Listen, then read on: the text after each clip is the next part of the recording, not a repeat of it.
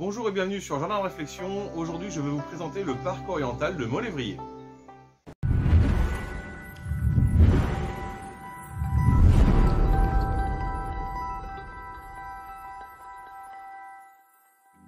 Le parc oriental de Maulévrier appartient au château de Colbert, qui a été fondé par Monsieur Colbert en 1680. Détruit par la guerre, il a été refondé entre 1815 et 1830.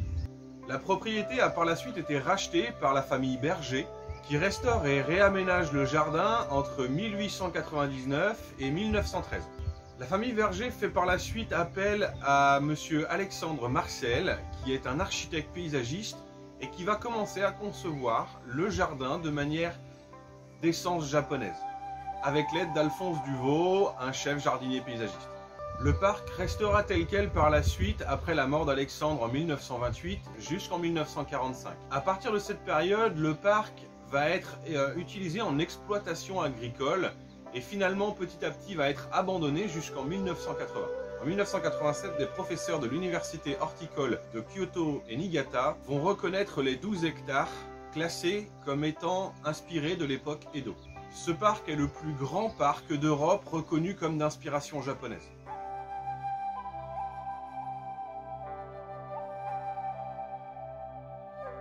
Le parc oriental de Maulévrier est un jardin d'inspiration japonaise. L'objectif n'est en aucun cas d'essayer d'être une copie conforme des jardins japonais existants. C'est pourquoi vous y trouverez également des inspirations de jardins chinois, coréens et bien d'autres. Néanmoins, il conserve les points principaux de la culture shintoïste. La symbolique est très forte au sein des jardins japonais, et si elle est logique pour les japonais, elle ne l'est pas pour nous occidentaux. C'est pourquoi nous allons effleurer quelques principes de base. Pour commencer, l'époque Edo, qui est de 1603 à 1868. Cette époque se caractérise par une fermeture du pays sur lui-même. Les jardins de thé vont perdre leur simplicité primitive pour se fondre dans les grands jardins, luxueux et colorés avec un nouveau style de jardin promenade.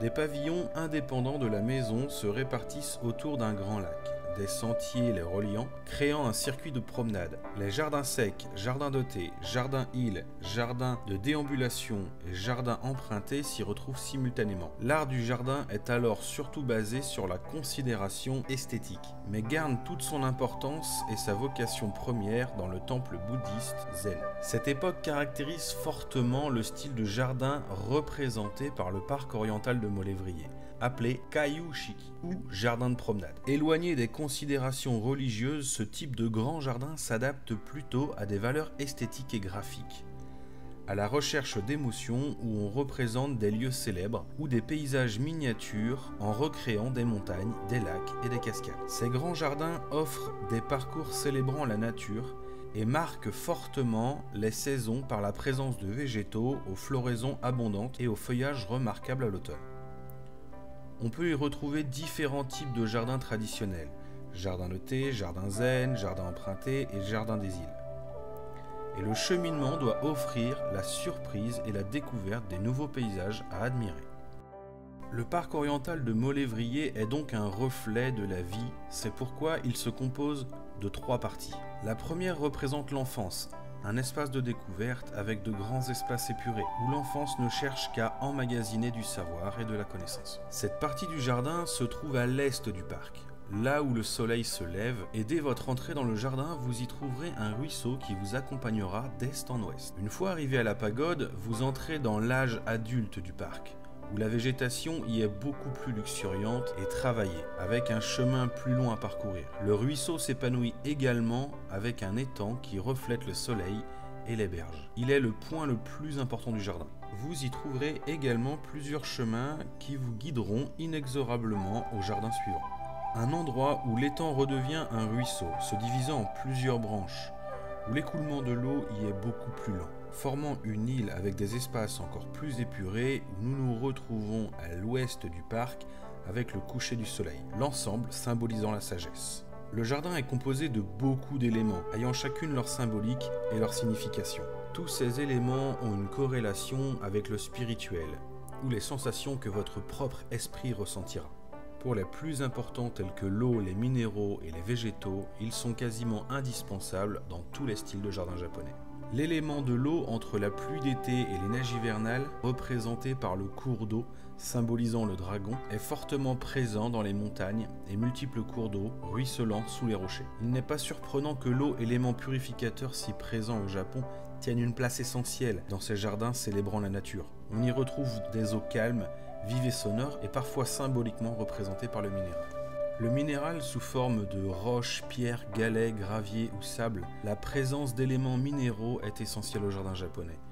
À l'origine associée à la croyance religieuse, dans la tradition shintoïste, certains rochers sont la demeure des esprits. Le minéral délaisse peu à peu ses valeurs spirituelles au profit des qualités esthétiques, symboliques et métaphoriques. C'est l'élément capable de suggérer les principaux thèmes du jardin asiatique. Ainsi, le rocher peut représenter des îles, des montagnes, les galets figurent l'eau d'une rivière, où le sable ratissé évoque l'océan et les vagues. Quant au végétal, les jardins japonais se distinguent par leur sobriété végétale. Loin du foisonnement coloré des jardins anglais, ils s'attachent à mettre en valeur un nombre restreint de plantes choisies pour leur qualité esthétique et ce qu'elles évoquent. En règle générale, un jardin japonais doit pouvoir être admiré en toute saison, c'est pourquoi la présence de persistants est indispensable. D'autre part, certaines essences ou formes en ont un sens spirituel, comme par exemple la taille en iwaki ou arbre jardin, taille d'art japonaise, qui auprès des temples de prière représente un marchepied pour que leurs ancêtres puissent descendre et profiter du jardin. Cet arbre sera souvent représenté avec une pierre plate en son pied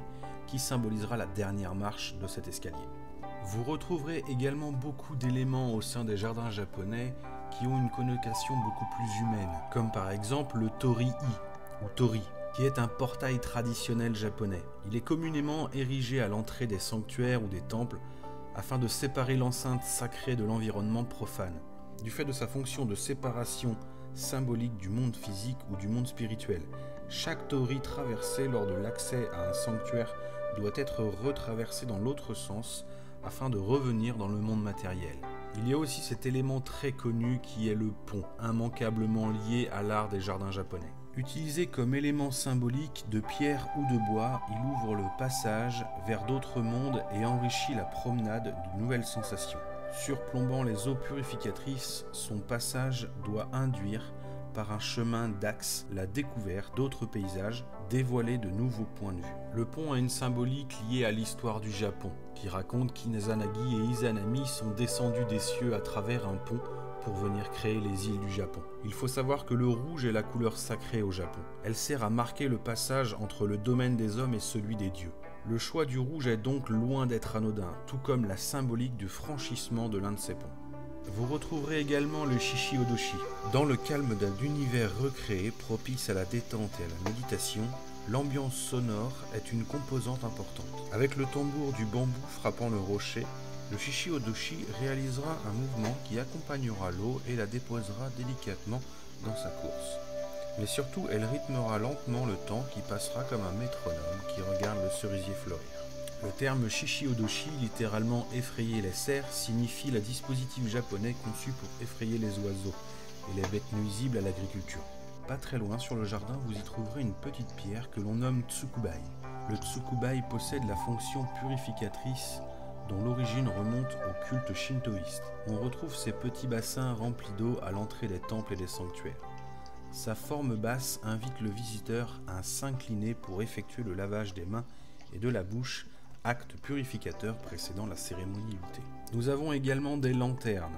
Difficile de concevoir un jardin d'inspiration japonaise sans la présence emblématique d'une ou plusieurs lanternes de pierre. Comme beaucoup d'autres objets introduits au jardin, la lanterne était autrefois associée à des pratiques religieuses éclairant l'entrée des temples bouddhistes. Aujourd'hui, elle sert principalement de décoration et au jardin de Molévrier, vous trouverez ces lanternes d'une certaine taille car le point de vue intéressant n'est pas au pied du jardin, mais il se situe au pied du château.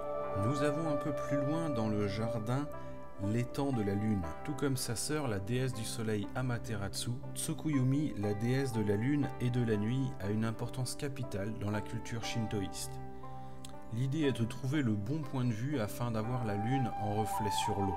Les derniers symboles très forts de ce jardin sont les îles du paradis. La grande île que vous voyez est l'île de la grue, un animal sacré qui évoque la longévité, la fidélité et la paix. Cet oiseau porte-bonheur est souvent représenté sur les tissus et les papiers. Ainsi, une légende dit qu'il faut plier 1000 grues de papier pour vivre longtemps et pour exaucer un vœu. La grue a la particularité de ne vivre qu'avec un seul partenaire. C'est pour cette raison que la grue est aussi un symbole d'amour et de fidélité dans la culture japonaise. La petite île que vous avez sur la gauche est l'île de la tortue, Kame. Pour les Japonais, la créature symbolise la sagesse, la longévité et la chance. Il est censé apporter à son détenteur au moins 10 000 années de bonne fortune. Comme dans la culture chinoise, il attribue aux reptiles des pouvoirs magiques. La carapace de l'animal représente le ciel et son plastron la terre. Ces deux îles, symboles très forts, représentent aussi les îles du Japon. C'est pourquoi ici il est relié de la berge par un pont rouge, symbolisant la création et la naissance du Japon. Le jardin regorge d'espaces et d'endroits cachés qui vous feront découvrir de nouveaux endroits. Vous avez la perspective sur l'étang, bien entendu. Le jardin de la pagode. Le jardin d'ombre et de lumière où se trouve le Shishi-Odoshi. Le temple et l'escalier au lion. Le pont rouge et les îles du paradis. La colline des méditations. L'île du soleil couchant. La butte aux azalées, qui ici symbolise le mont Fuji. L'embarcadère. Un peu plus au sud, sur les hauteurs du jardin, vous y trouverez également un endroit de restauration, où s'y trouve le pavillon des plantes et son espace consacré à l'art et la culture du bonsaï, le salon de thé, avec une boutique, l'espace d'éveil des jardins et l'espace consacré au bambou. Vous aurez également un kyodojo, qui est un endroit où l'on pratique le tir à l'arc japonais, qu'on surnomme kyudo, et un petit jardin pour vous restaurer. Pour profiter de l'ensemble du jardin et faire un parcours de manière très calme, sachez qu'il vous faudra en moyenne entre 2 et 3 heures afin de parcourir l'ensemble du jardin. Le parc est ouvert de mi-mars à mi-novembre et les horaires d'ouverture sont le week-end de 10h30 à 19h et en semaine de 13h30 à 19h. Les tarifs sont de 8 € pour les adultes, 7 € pour les tarifs réduits et gratuits pour les enfants pour les moins de 12 ans. Il y a également beaucoup d'événements qui sont liés à l'ambiance du jardin. Vous aurez déjà les jardins de nuit avec l'ensemble de l'éclairage. L'événement des hanami qui consiste à pique-niquer sur le parc, qui est la tradition japonaise qui signifie littéralement l'observation des fleurs. Il y a également des spectacles de tambours japonais, l'événement des peintres qui viennent dessiner des espaces du jardin, le salon du bonsaï qui se déroule mi-novembre et qui est sur une partie du parc et une autre partie en extérieur. Tous ces événements sont bien entendu disponibles sur le site internet du parc que vous retrouverez en lien en dessous de cette vidéo. Sachez que cette vidéo n'est pas du tout sponsorisée. J'espère pouvoir continuer à présenter différents jardins de France afin de vous donner le goût et l'envie de voir tous ces jardins. Merci à vous d'avoir suivi cette vidéo jusqu'au bout. Je vous dis à très bientôt. On se revoit dans une prochaine vidéo. Ciao, ciao.